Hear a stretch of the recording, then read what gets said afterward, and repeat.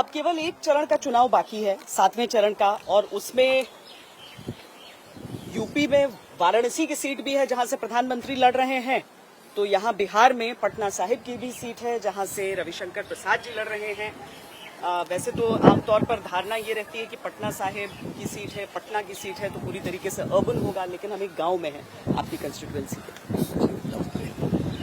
अच्छा, इस दनियावा ये श्रीपतपुर गांव में मैं आपसे बात कर रहा हूँ। कितनी सुंदर हरियाली है। लोगों से मिला मैं।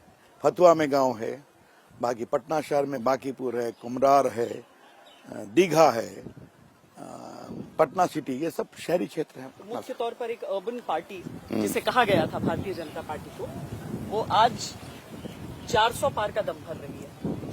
संकेत मिल रहे हैं आपको पूरे चुनाव में? बिल्कुल। आपको एक वो बता दूं, नरेंद्र मोदी जी के प्रति एक जबरदस्त का प्यार का भाव है। देश के लिए मोदी जी ने किया है, मोदी जी ही करेंगे। जब ये काम पर दिखाई पड़ता है। धारा 370 समाप्त हुआ कि नहीं, 3 तलाक खत्म हुआ कि नहीं, कोरोना में लोगों को फ्री टीका दिया गया कि नहीं, आज भारत की अर्थव्यवस्था आगे बढ़ी है कि नहीं, तो जब ये होता है तो देश में आशा बनती है। और देखिए, 80 करोड़ लोगों को खाना खिलाया गया है। हाँ, 3 तलाक की बात आपने की, और आपकी जो कंस्टिट्यूएंसी है इसमें मतलब हर धर्म, हर जाति के लोग रहते हैं। वैसे राजनीतिक तौर पर काफी कठिन कंस्टिट्यूएंसी भी कही जा सकती है। आपको रिएक्शन दिख रहा है मुस्लिम वर्ग में? दिखता है। कल मैं गया था, समनपुरा में गया था। एक्शन दिख रहा है या रिएक्शन? नहीं, स्नेह दिख रहा है। कल मैं बहुत महिलाओं से बात कर रहा था, बाहर निकला, मुस्लिम नौजवान बच्चे खड़े थे, उन्हें देखा, हमने हाथ मिलाया। स्मार्ट लोग थे, पढ़े लिखे थे, लॉ कर रहा है बाहर में। फिर एक उसने कहा रविशंकर प्रसाद जिंदाबाद। तो एक नई कोशिश है, अच्छी बात करेंगे। दूसरी बात मुझे कहना है, जनता जानती है स्थायी सरकार मोदी जी ही देंगे। मोदी जी की 4-5 फैक्टर है। मोदी जी गरीब के बेटे हैं, मोदी जी अति पिछड़े के बेटे हैं, सनातनी मोदी जी के साथ है, देशभक्त मोदी जी के साथ है, जो आर्थिक विकास चाहते हैं वो मोदी जी के साथ है। और जनता जानती है यही सरकार स्थायी देंगे। और प्रभु राम का मंदिर बना है, और मेरा श्वेता जी परम सौभाग्य रामलला हिंदुओं के वकील रहने का है, तो जनता ये भी देखती है। तो संविधान कैसे बचेगा अगर भारतीय जनता पार्टी की एनडीए के साथ सरकार बन जाती है? अच्छा, अगर शुद्ध पटनिया भाषा में बोलूं, राहुल गांधी तेजस्वी जी संविधान समझा है श्वेता जी? हाथ में लेके चल रहे हैं राहुल? हाँ, ये सुना है।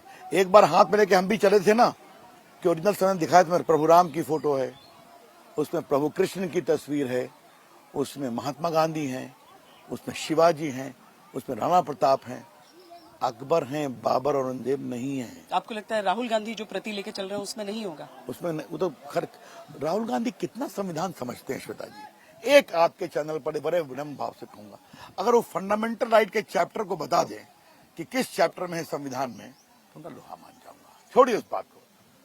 तेजस्वी जी, संविधान बिल्कुल सुरक्षित है। मोदी जी ने कहा है ओबीसी का आरक्षण, SC ST का आरक्षण कभी नहीं खत्म होगा।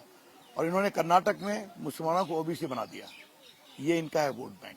इन्होंने 3 तलाक का विरोध किया। ये महिला की बात करते हैं, छोड़ दीजिए। संविधान सुरक्षित है, सुरक्षित रहेगा।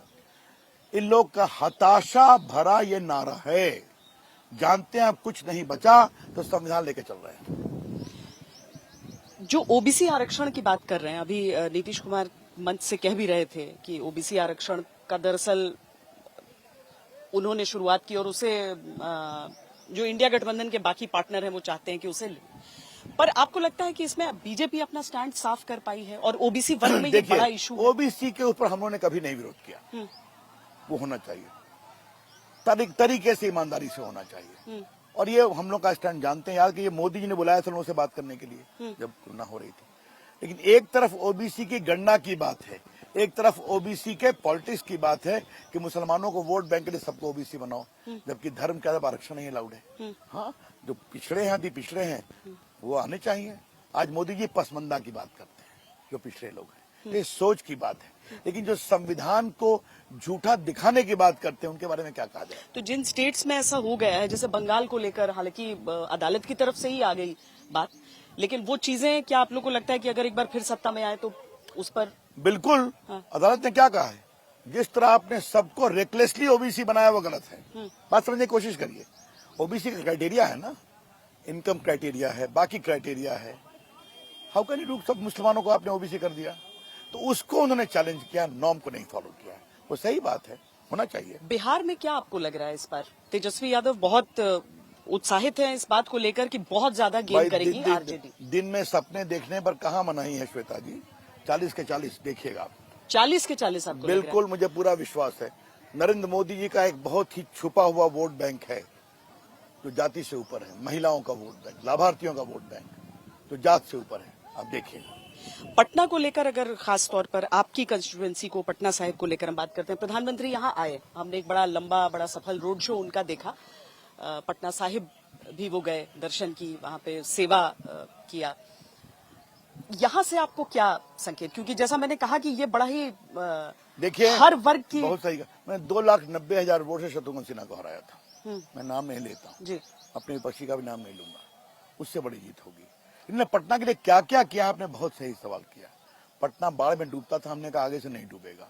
मैं संप स्टेशन देखता हूँ, नालों की सफाई देखता हूँ, मॉनिटर करता हूँ। होता है ये रेगुलरली हो रहा है? बिल्कुल करता हूँ। आज देखिए पानी पड़ता रहा नगर में, निकल जाता है। हाँ। कंकड़बाग में निकल जाता है। पर मतलब ये वर्क इन प्रोग्रेस है या आप कह रहे हैं कि हो चुका पूरा? नहीं, काफी हो चुका, शेष वर्क इन प्रोग्रेस है। संप स्टेशन बने, पीएम ने आके इनॉग्रेट किया, तो वो मैं करता हूँ। पटना में मेट्रो आया कि नहीं, पटना में टीसीएस आया कि नहीं, पटना में अटल पथ पर जो रेलवे जमीन नहीं छोड़ रही थी छुड़वाया कि नहीं, गंगा पथ पे 4 पुल बन रहा है कि नहीं, एक महात्मा गांधी सेतु बच गया, टूट रहा था, उसके बगल में बन रहा है, जेपी सेतु के बगल में 6 लेन बन रहा है, पीएम फाउंडेशन लेकर के आए।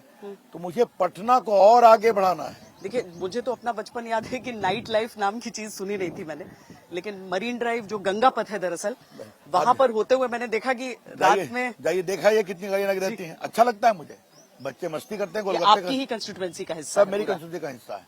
तो और लगे हुए हैं, मैं पूरा एक रिंग रोड बनवाने का प्रस्ताव कर रहा हूँ चारों तरफ। लेकिन एक होती है पुरानी बात रविशंकर जी की, मतलब ठीक है एक दौर में ऐसा हुआ, पर जब पिता की विरासत पे आप लोग परिवारवाद कहते हैं, तो राजनीतिक तौर पर अगर कुछ हुआ किसी समय में, तो ऐसा थोड़ी है कि उसकी नई पीढ़ी वही चीजें करेगी। देखिए, हम कभी नहीं मना करते। हाँ। परिवारवाद में कोई बेटा इलेक्शन लड़ सकता है। परिवारवाद का मतलब है पार्टी पर परिवार का कंट्रोल। मुख्यमंत्री बेटा गए, पिता गए तो बेटा बनेगा, नहीं तो पत्नी बनेगी। इसे कहते हैं परिवारवाद। एक बात। दूसरी बात है, हमने सोचा था मॉडल नया होगा, लेकिन जमीन दो नौकरी लो, ये भी देखा आपने, वो भी हो रहा। तो मुख्य तौर पर ये भले अर्बन कंस्टिट्यूएंसी जैसा हम कहते हैं, यहाँ गांव है, आप पूरे में ऐसे देख सकते हैं, और आप आए हैं यहाँ पर, बड़े खुश थे सब कि कोई नेता आया है इनके बीच आज। मैं आता रहता हूँ। हाँ? बहुत मजा आता रहता है। आते रहते हैं। ये अभी जब पिछले दौर का चुनाव हुआ और सारण की सीट पे हमने देखी हिंसा, ये बहुत दुर्भाग्यपूर्ण है, ये बहुत पीड़ादायक है। कौन गया बूथ पर, किसके साथ गया, कार्रवाई हो रही है। देख रहे हैं आप, कई उनके सिक्योरिटी वाले भी सस्पेंड हो रहे जो नहीं जाना चाहिए था। तो ठीक है, बिहार में एक समय हर चुनाव में हिंसा होती थी ना जी। बचपन में देखा होगा कितना मर्डर होता था, सब खत्म हो गया। चुनाव आयोग का अभिनंदन, ये ईवीएम का कमाल है। अब बैलेट पर छीने झपटे नहीं जाते। अब निश्चिंत रहिए, और ठीक होगा, बढ़िया करेंगे। ये एक दुर्भाग्यपूर्ण घटना थी, शांति होगी, मुझे पूरा विश्वास है।